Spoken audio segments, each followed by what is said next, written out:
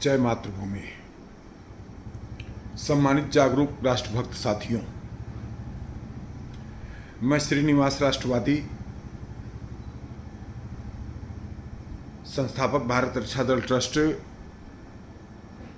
आज पुनः राष्ट्र एवं समाज की बात विषय पर कुछ बात करने के लिए आप सभी के समक्ष रूबरू हो रहा हूं। आज लोकसभा सदन में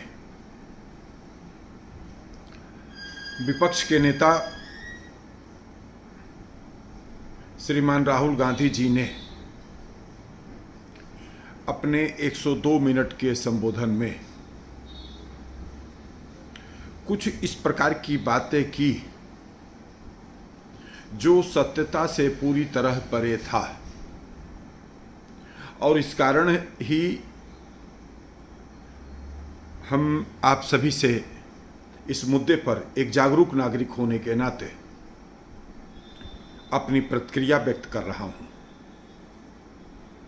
आज राहुल गांधी जी ने लोकसभा सदन में हिंदुओं को हिंसक होने की बात कह दी। कभी कभी ऐसा होता है कि व्यक्ति बोलते बोलते कुछ ऐसा बोल देता है जो उसे नहीं बोलना चाहिए, लेकिन मेरा मानना है कि ठीक है, हम सब लोग भी फ्लो में जब बोलते हैं तो शब्दों का चयन सही नहीं हो पाता है, कुछ इस प्रकार की बातें भी बोल देते हैं जो सामाजिक मर्यादाओं से ताल्लुक नहीं रखती है। तो उस शब्द पर यदि कोई टिप्पणी करता है तो एक अच्छा वक्ता, अच्छा नेता वह होता है जो अपनी गलती का सुधार करता है। लेकिन राहुल गांधी जी ने आज अपनी गलती पर कोई सुधार नहीं किया और उन्होंने इतनी अशोभनीय बात कही जो मन को ठेस पहुंचने वाली बात है। आज मैं राहुल गांधी जी के हिंदुओं के हिंसक होने के वक्तव्य पर मैं रायबरेली के लोगों से भी पूछना चाहता हूँ। वायनाड वालों से नहीं मैं पूछना चाहता हूँ, क्योंकि वायनाड में तो कल्चर ही हिंदुत्व विरोधियों का जमावड़ा है वहाँ पर, तो हम उनसे अपेक्षा नहीं कर सकते हैं। लेकिन विशेष रूप से और वायनाड से वो अपनी सीट छोड़ भी रहे हैं और रायबरेली से वो सांसद रहेंगे, तो इस नाते मैं मुख्य रूप से रायबरेली के लोगों से मैं पूछना चाहता हूँ कि आज क्या आप राहुल गांधी के इस वक्तव्य पर शर्मिंदगी महसूस करते हैं या गौरव महसूस करते हैं? यह बात आप लोगों को बतानी चाहिए। हम जैसे राष्ट्रवादियों को तो राहुल गांधी जी के इस वक्तव्य पर काफ़ी कष्ट पहुंचा है। पहले हम सब लोग भी इनकी बातों का कभी बहुत अधिक गंभीरता से नहीं लेते थे। सोशल मीडिया पर सभी को पता है कि राहुल गांधी जी को लोग पप्पू कहते थे, और क्योंकि इनके बारे में सभी को पता है कि ये कब कहाँ क्या बोल जाएं, इनको स्वयं भी नहीं पता होता है कि ये बोलते क्या हैं और क्यों बोल रहे हैं। अनेक बार इस प्रकार की घटनाएं हुई हैं, तो इस आधार पर ही लोगों ने इन्हें पप्पू शब्द से अलंकृत किया था। लेकिन आज जब इन्होंने 2-3 मुद्दे इस प्रकार के आए, उन मुद्दों के ऊपर ये अब बताइए, देश के रक्षा मंत्री एक अग्निवीर वाले मुद्दे पर इन्होंने कहा कि अग्निवीर को कंपनसेशन नहीं मिलता है, कोई अग्निवीर युद्ध में मारा जाता है, उसकी डेथ हो जाती है तो अग्निवीरों को कोई कंपनसेशन नहीं मिलता है। इस पर देश के रक्षा मंत्री और लखनऊ के सांसद माननीय राजनाथ सिंह जी ने खड़े होकर के सदन में जवाब दिया कि अग्निवीर युद्ध में शहीद होता है तो उसके परिवार को 1 करोड़ रुपए की राशि दी जाती है।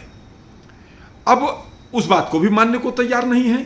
आखिर नेता प्रतिपक्ष के रूप में आप इस प्रकार की बात कर रहे हो, अशोभनीय बात कर रहे हो। संसद की एक गरिमा होती है, उस देश का रक्षा मंत्री कोई मुद्दे के ऊपर वक्तव्य दे रहा है और उसकी बात को आप मानोगे नहीं, कहोगे कि राहुल गांधी कुछ कहें, राजनाथ सिंह जी कुछ कहें, इससे कोई फर्क नहीं पड़ता है।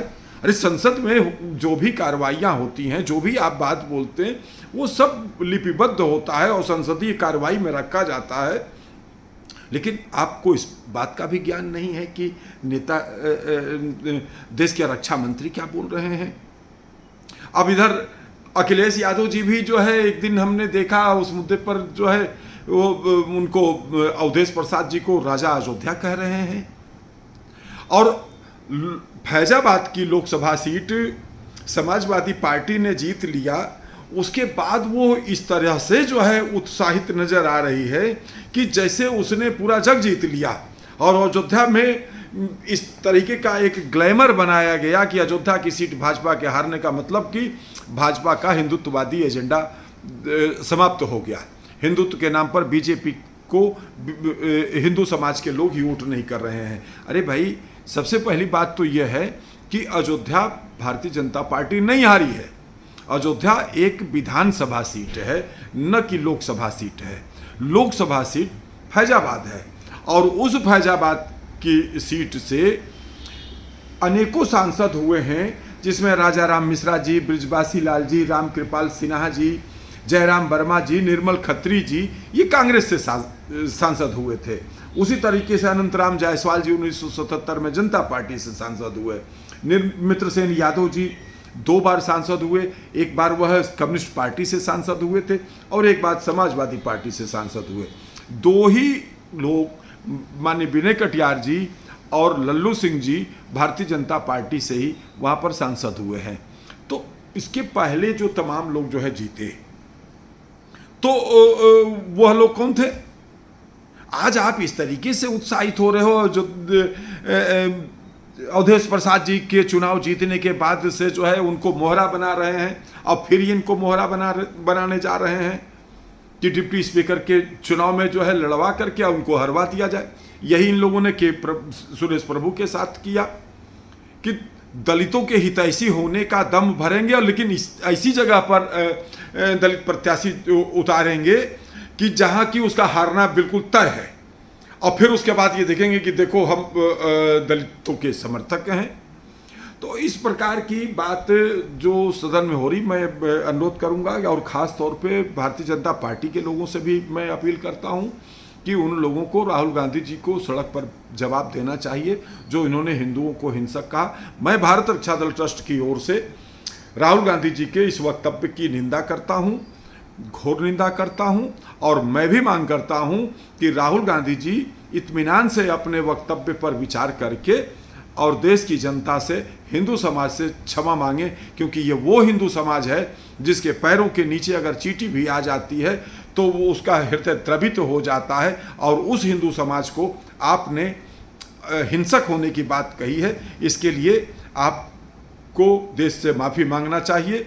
और मैं हिंदुत्ववादी लोगों से अपील करना चाहता हूं, कांग्रेस में भी जो लोग हैं, ऐसा नहीं कि सभी कांग्रेस में जो लोग भी हैं वो सब मुस्लिमवादी हो गए हैं, अगर वो हिंदुत्ववादी नहीं है। जो हिंदुत्ववादी कांग्रेस में लोग हैं उन्हें भी अपने पार्टी फोरम पर अब यह बात रखनी चाहिए कि राहुल गांधी जी को इस प्रकार का वक्तव्य नहीं देना चाहिए और इस वक्तव्य का खंडन होना चाहिए। धन्यवाद। जय मातृभूमि, जय भारत।